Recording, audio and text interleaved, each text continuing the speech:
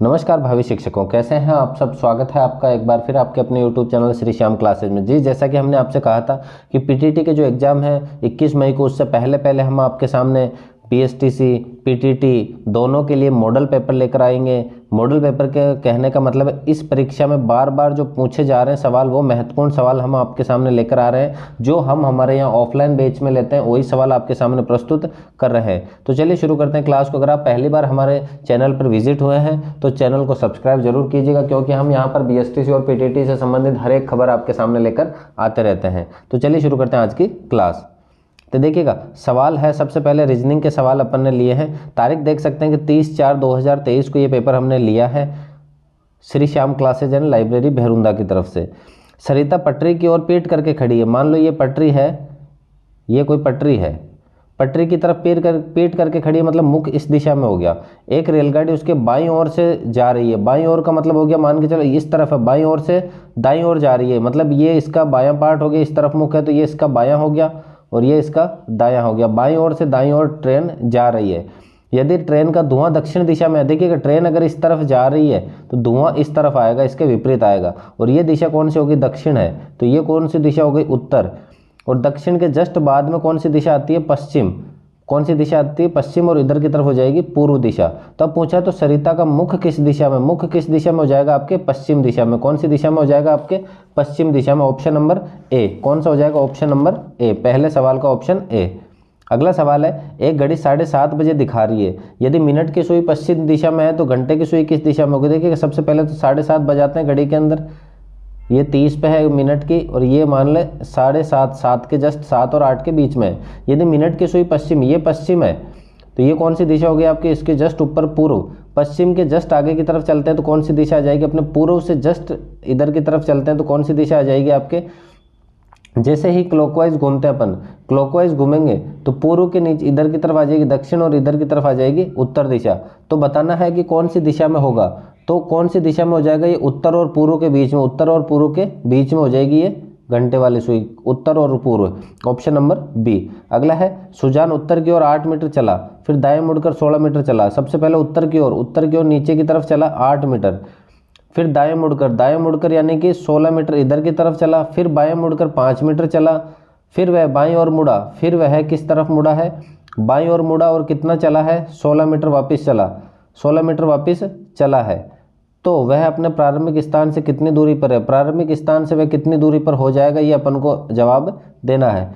देखिएगा 8 तो यहाँ पे आया, 8 ये चल गया, उसके बाद में ये 8 है, ये 16 है, उसके बाद में है ये 5, फिर ये 16 है। तो 8 और 5, ये 8 और 5 टोटल कितने चल गया, ये 8 तो ये वाला पार्ट हो गया, 5 ये वाला, क्योंकि ये सामने 5 है तो ये भी 5, तो 8 + 5 कितना हो गया आपके 13, कितना चल गया वो 13, ऑप्शन नंबर सी। अगला है, यदि उत्तर पूर्व को दक्षिण मान लिया जाए, उत्तर पूर्व को क्या मान लिया जाए, दक्षिण। देखिएगा यहाँ पे पूरा नक्शा बना देते हैं अपन, दक्षिण, उत्तर, पूर्व, पश्चिम। अभी कह रहा उत्तर पूर्व जो है इसको तो क्या मान लिया जाए, दक्षिण, इसको तो बना दिया दक्षिण। दक्षिण के सामने ये हो गया आपके उत्तर। दक्षिण से जैसे ही क्लॉकवाइज चलते हैं तो कौन सी दिशा आ जाएगी, दक्षिण से क्लॉकवाइज चलेंगे तो ये पश्चिम और ये पूर्व। अब ये कहना चाह रहा है कि ऐसा करने के बाद में बदल दिया जाए तो अब उत्तर दिशा कौन सी हो जाएगी। अब ये जो उत्तर दिशा है वो कौन सी हो जाएगी, उत्तर दिशा कौन सी हो जाएगी, उत्तर दिशा कौन सी है आपके, उत्तर दिशा ऑप्शन नंबर हो जाएगा इसमें उत्तर दिशा कौन सी हो जाएगी आपके, जो उत्तर दिशा है वो हो जाएगी पश्चिम, दक्षिण पश्चिम। कौन सी हो जाएगी, दक्षिण पश्चिम के बीच में है उत्तर दिशा, तो ऑप्शन नंबर हो जाएगा आपके दक्षिण पश्चिम, ऑप्शन नंबर बी। अगला है, मेरा मुंह दक्षिण दिशा की ओर है।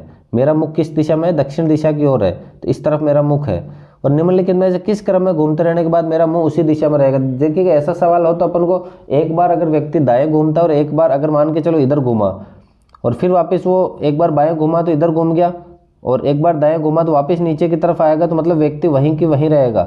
यानी एल को आर से काट दो, आर को एल से काट दो। तो यहाँ पे देखते हैं पहले ऑप्शन में एल 1 2 3 4 5 बार एल है, लेकिन आर 3 बार है, तो मतलब कटेंगे नहीं आपस में।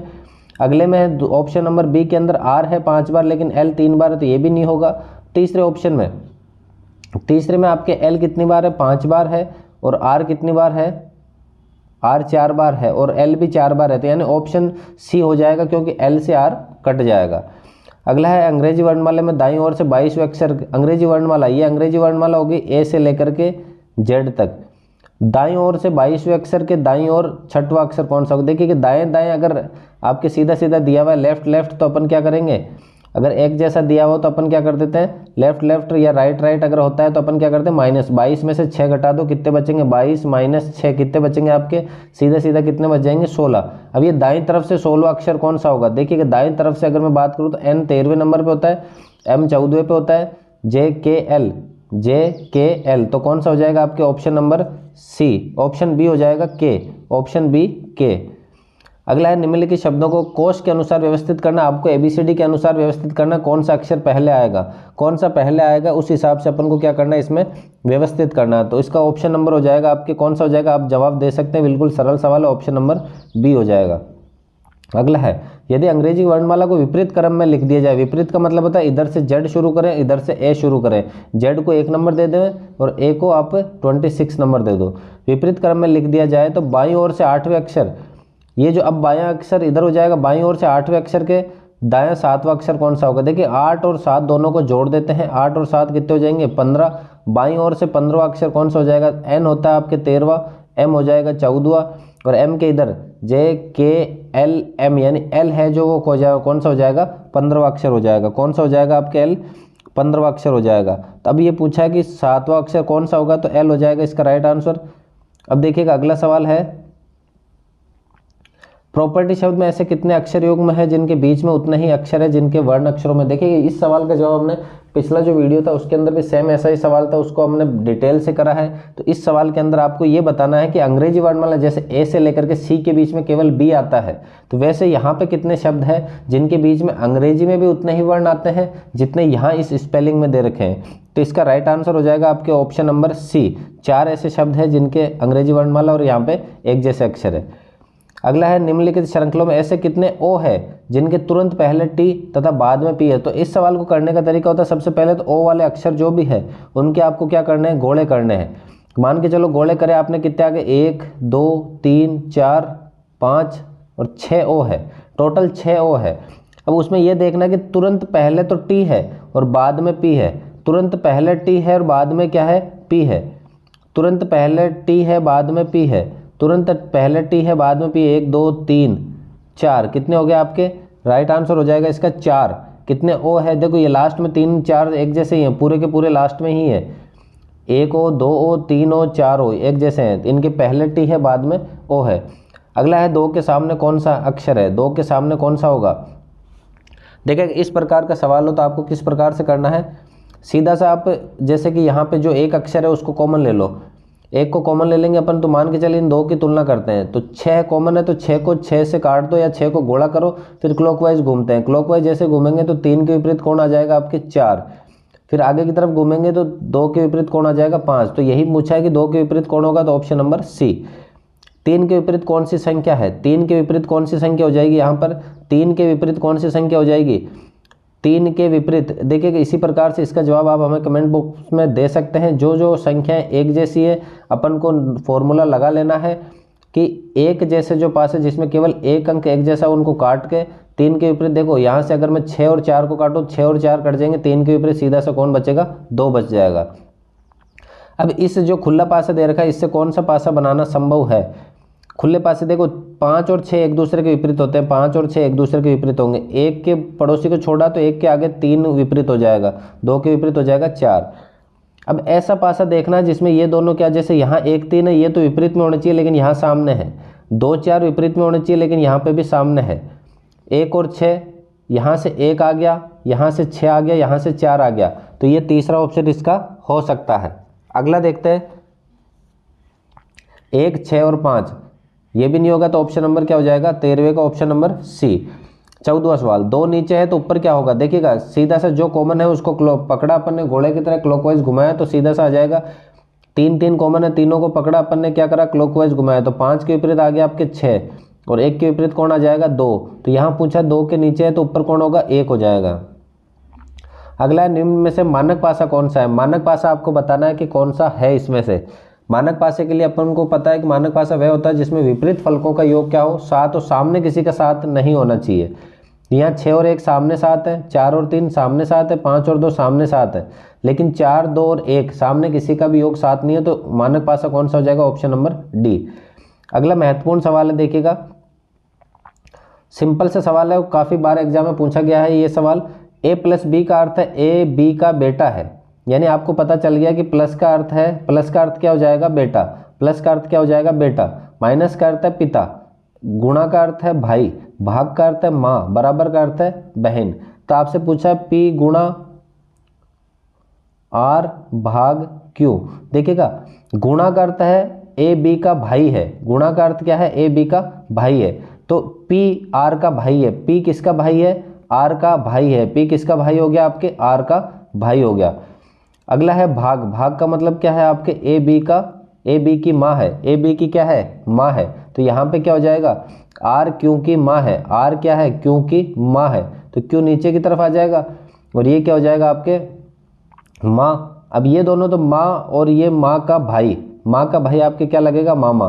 तो देखते हैं इसमें कौन सा ऑप्शन हो सकता है। पहला ऑप्शन है पी क्यू का भाई है क्या, पी क्यू का भाई है, नहीं है, बिल्कुल भी नहीं है। दूसरा पी क्यू का पिता है क्या, नहीं है। पी क्यू का मामा है क्या, पी क्यू का क्या हो जाएगा, मामा, पी क्यू का मामा हो जाएगा। अपन ने देखा माँ का भाई क्या लगेगा, मामा, ऑप्शन नंबर सी। इसी प्रकार से इन दोनों सवालों को आप कर सकते हो, बिल्कुल इजी सवाल है। गुणा भाग के निशान लगाने हैं, निशान लगाने के बाद में जो अपन को ये प्रॉपर्टीज दे रखी है इसको फॉलो करना है और इनको अप्लाई करना है। आसानी से आप इनके जवाब हमें कमेंट बॉक्स में दे सकते हैं। इनके सीधे सीधे आंसर मैं आपको कमेंट बॉक्स में लिख दूंगा कि कौन सा ऑप्शन होगा 17वें का, कौन सा ऑप्शन होगा 18वें का। तो चलिए अब बात करते हैं आगे की तरफ। आगे 2 सवाल और है। बी डी की माँ है, क्या है, बी डी की माँ है, बी क्या है, डी की माँ है, तो डी की माँ कौन है, बी। सी डी का भाई है, सी क्या है, डी का भाई है, सी डी का भाई बना दिया अपन ने। आगे है आपके एच ई की बेटी है, एच ई की बेटी है। आगे से आगे बनाते हैं एक बार वापस। बी डी की माँ है, बी किसकी माँ है, आपके डी की माँ है, बी किसकी माँ है, डी की माँ है। सी क्या है, डी का भाई है, सी क्या है, भाई है किसका, डी का। एच ई की बेटी, देखिए यहाँ एच और ई कोई नहीं है तो एक बार के लिए इस लाइन को छोड़ा, लेकिन आगे डी ई की पत्नी, ये जो डी है वो किसकी पत्नी है, ई की पत्नी है, डी ई की पत्नी है। और एच ई की बेटी है, ये ई की बेटी कौन है, एच है। तो आपसे पूछा ई और सी में क्या संबंध, ई और सी में क्या संबंध है। देखिए ये तो पति पत्नी हो गए और ये पत्नी का भाई है, पत्नी का भाई और पति पत्नी और पत्नी का भाई क्या लगेगा, क्या लग जाएगा आपके ऑप्शन से देखना है। क्या पूछा है, ई और सी में क्या संबंध है, बहनोई, ससुर, चाचा या भाई। पत्नी का भाई क्या लगेगा, या पत्नी के आपकी बहन के पति को अपन क्या कहते हैं, बहनोई, तो ऑप्शन नंबर बी। अगला है एक व्यक्ति को इशारा करते हुए एक महिला ने कहा उसकी नानी की इकलौती बेटी मेरी बेटी की दादी है, यानी कि उस व्यक्ति की ओर इशारा करते हुए कहा कि इसकी नानी की इकलौती बेटी, इसकी नानी की इकलौती बेटी का मतलब हो गया उसकी माँ मेरी बेटी की दादी है। मेरी बेटी की दादी का मतलब क्या हो गया, मेरी बेटी की दादी है, मेरी बेटी की क्या है, दादी है, तो वह पुरुष उस महिला से किस प्रकार संबंधित हो जाएगा, वह उस महिला का क्या हो जाएगा, पति हो जाएगा। अगला देखिएगा, इनके जीके के सवाल भी लिए हैं अपन ने और इसके आंसर शीट में इसी के वीडियो के लास्ट में आपको दे दूंगा, तो आप इनके पढ़ सकते हो। इन सवालों को सिंपल से सवाल लिए हैं मैंने यहाँ पे, इन सवालों को पढ़कर इनके जवाब आसानी से दे सकते हो आप। देखिएगा अजमेर राजस्थान का 6वां संभाग कब बना था, सिंपल से सवाल है। इनके आंसर शीट में आपके इस पेपर के लास्ट में इंक्लूड कर दूंगा, तो आप यहाँ से इन सवालों को पढ़ सकते हैं। बिल्कुल सरल सवाल दिए हैं हमने, ज़्यादा टाइम नहीं लगाएंगे। जीके के सवाल आप पढ़ के कर सकते हो, सीधे वीडियो को पॉज करके आप पढ़ सकते हो और इनके उत्तर मैंने लास्ट में दे रखे हैं। रीजनिंग का अपना मकसद था कि रीजनिंग के सवाल मैं सरल करूँ, तो रीजनिंग के मैंने पूरे सवाल सरल करवाए हैं। ज्योग्राफी के सवाल है, पॉलिटिकल के सवाल है आपके सामने, हिस्ट्री के सवाल है, रीजनिंग के सवाल है और आपके इसी में हिंदी के सवाल भी इंक्लूड है। देखिएगा आराम से पढ़ते जाइएगा, वीडियो पॉज करके आप देख सकते हैं और वीडियो के लास्ट में इसकी आंसर शीट भी आपको मिल जाएगी। और अगर आपको हमारा वीडियो पसंद आए तो वीडियो को लाइक करें, दोस्तों के साथ शेयर जरूर कीजिएगा और चैनल को सब्सक्राइब करे बिना मत जाइएगा। चलिए इसके आंसर शीट मैं आपको दिखाता हूँ। ये हमारी आंसर शीट है, इसमें आंसर शीट देखिएगा। सिंपल से सवाल थे, अपन ने रीजनिंग का मकसद था कि रीजनिंग के सवाल मैं पूरे करवाऊँ आपको, रीजनिंग के सवाल मैंने पूरे करवाए हैं आपको। अगर ये क्लास पसंद आई है तो वीडियो को लाइक करें, दोस्तों के साथ शेयर जरूर कीजिएगा और चैनल को सब्सक्राइब करे बिना मत जाइएगा। मिलते हैं अगली क्लास में, तब तक के लिए जय हिंद, वंदे मातरम।